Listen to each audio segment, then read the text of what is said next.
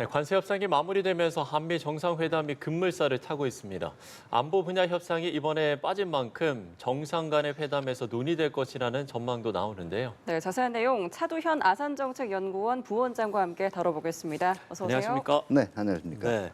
자, 먼저 관세 협상 타결 뒷이야기부터 저희가 해보겠습니다.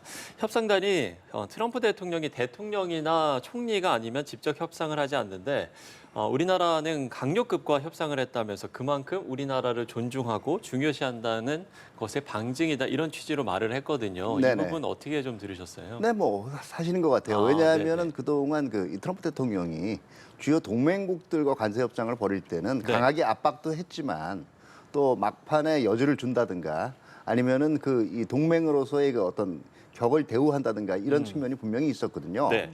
그리고 어떻게 보면 지금 뭐 관세 협상 그 타결들 결과를 보면 애초에 트럼프 대통령이 EU나 일본 그리고 우리 같은 이제 핵심 동맹국들은 일정 퍼센테이지를 지금 맞춰놓고 그걸 서로 지금 좀 먼저 협상의 수단으로 사실 그러니까 원래 공표했던 것보다 한 10% 정도 낮출 걸 예상을 하면서도 네. 또 그러니까 미리 더 외곽에서는 높게 계속적으로 압박을 하는 협상 기술을 썼다라고 볼 수가 있겠죠. 예, 네. 그 트럼프 대통령이 깜짝 등장한 부분도 트럼프 대통령만의 어떤 협상 기술이라고 보면 되겠습니까? 네, 그것도 저는 어떻게 보면 트럼프 대통령의 협상 기술이라고 그러니까 압박의 효과가 그만큼 이제 확 낮아지는 거죠. 그러니까 네네. 그 앞에 상당 부분 걱정을 하고 우려를 하고 어떻게 보면 또 이 트럼프 행정부 정책에 대한 반감도 들 수 있는 부분이거든요. 그걸 또 이제 만회하는 또 아. 하나의 이 기법이라고도 볼 수가 있겠죠. 예, 네. 그렇군요. 관세 협상이 끝나자마자 이번에는 양국 외교 수장들이 만났습니다. 트럼프 대통령이 2주 안에 한미 정상회담을 열겠다고 예고를 한 상태라 구체적인 일정 조율에 들어가는 것으로 보이는데요. 실무적으로 좀 준비해야 할 사안들이 많겠죠. 그렇죠. 일단 지금 2주라는 시간이 그렇게 긴 시간이 아니에요. 네. 네. 첫째 이제 그러면 정상회담의 격은 뭐 실무선이냐 아니면 국빈 방문으로 하냐 이것도 지금 아마 국빈 방문으로 하기 조금 어렵지 않을까 싶은데요. 그리고 두 번째는 그러면 회담의 전체적인 시간은 어떻게 가져갈 거냐. 네네. 그다음에 주요 의제는 어떻게 할 거냐. 그다음에 의전 문제 이런 문제들까지가 뭐 이 협의해야 될 게 하나둘이 아니죠. 그렇기 때문에 결코 시간이 많지가 않습니다. 네, 그럼 국빈 방문과 실무격은 어떤 차이가 있는 건가요? 네, 일단은 의전 부분에서 많이 차이가 나고요. 그리고 그 국빈 방문을 할 경우에 아무래도 그만큼 양국 간의 이제 우호 관계라든가 해당 행정부와의 호흡, 뭐 우리가 흔히 케미라고 하죠. 네. 이런 거를 표상하는 의미도 있기 때문에요. 근데 뭐 지금 시간 준비상 그리고 국빈 방문 같은 경우는 의전이나 이런 것 때문에 미국 측에서도 상당히 많은 준비가 필요로 되거든요.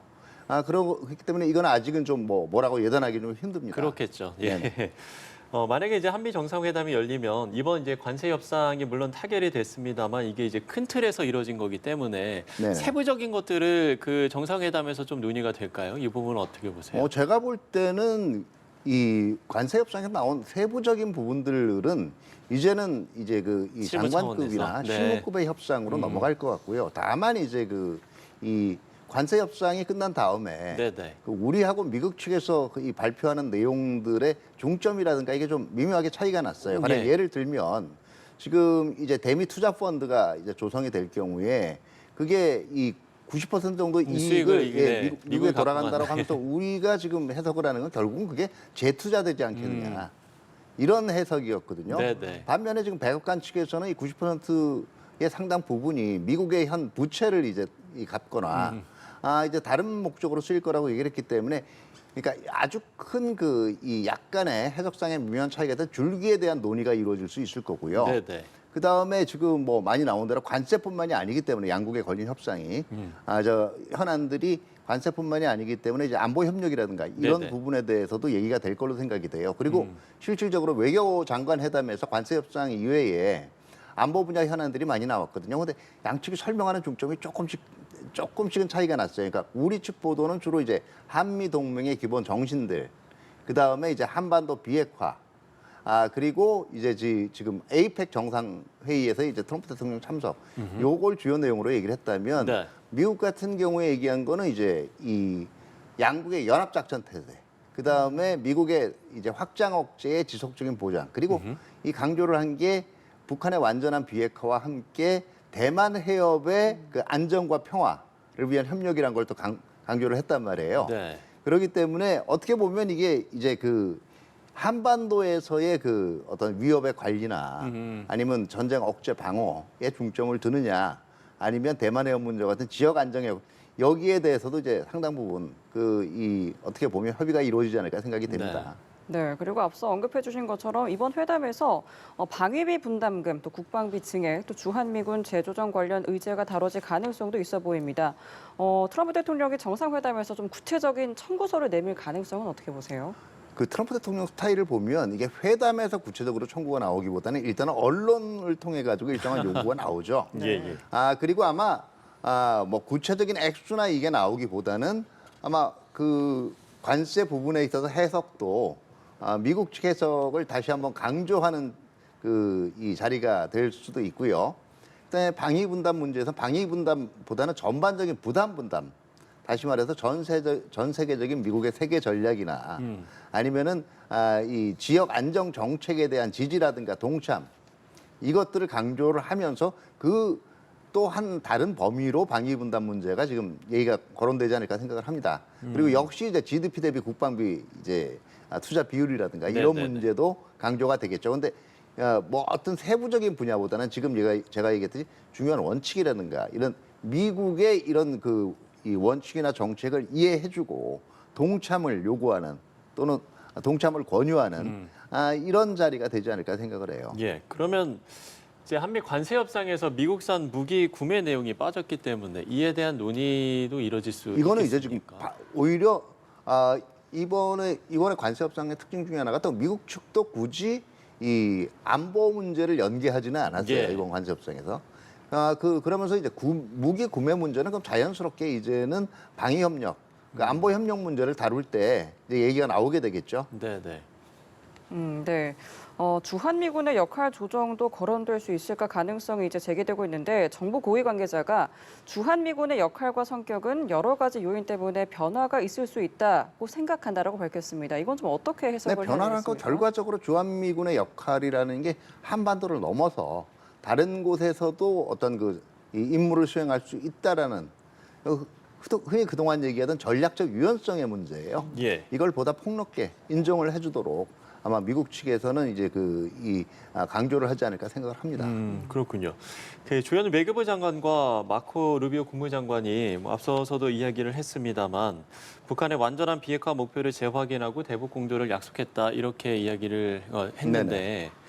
그러면 이제 그 한미 관계에 있어서 당연히 이제 북한은 떼어놓을 수 없는 상황인 거잖아요. 네네. 네. 북한 문제가 그럼 어떤 영향을 미치겠습니까? 이번 회담에. 일단은 북한 문제에 대해서 얼마만큼 공감대를 지금 아마 이 기본 원칙은요. 우리도 완전한 그 한반도 비핵화. 비핵화. 네. 이번 정확하게 미 국무부에서 얘기하는 거는 북한 비핵화예요. 완전한 북한 비핵화. 이 부분들에 대해서 이 공감대가 있지 않습니까? 두 번째는 네. 그렇기 때문에 이 북한 비핵화를 위한 방법론을 어떻게 할 것인가. 특히 당근과 채찍 중에서 이걸 어떻게 효율적으로 조합을 할 건가에 대한 공감대가 또 이루어져야 될 거고요.